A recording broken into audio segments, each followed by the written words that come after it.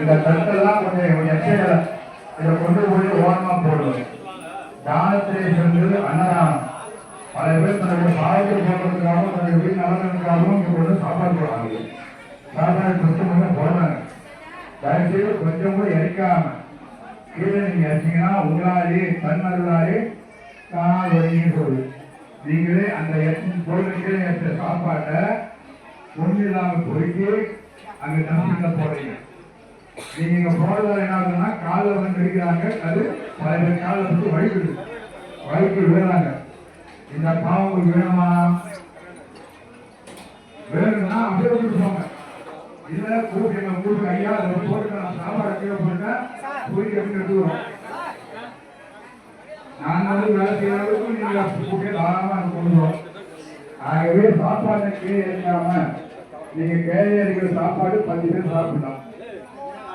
ஆகவே கீழே இருக்காதீங்க. தானத்திலே சென்ற அன்னதானம் அதை விட சிறந்த நீதான். நீங்க தண்ணி வச்சுட்டு குடிக்க பொறுமையா மனசுல சாப்பிடுறாங்க. கீழே இறக்காம சாப்பிடுங்க. சட்டை கொண்டு போய் தயவுசு அந்த ஓரமா இடம் இருக்கு போடுங்க. பக்கத்துல தண்ணி இருக்கு கை கிளம்புங்க. அதே போல டிக்கெட் வந்து புத்தகத்தை வாங்கி போடுங்க. முக்கியமா ஒரு நிகழ்ச்சி முந்தி போன வருஷம் முந்தி கொடுத்திருக்கோம்.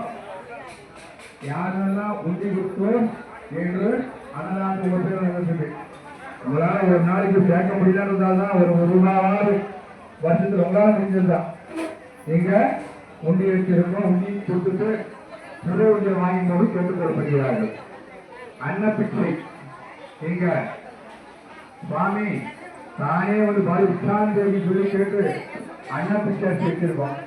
உங்களால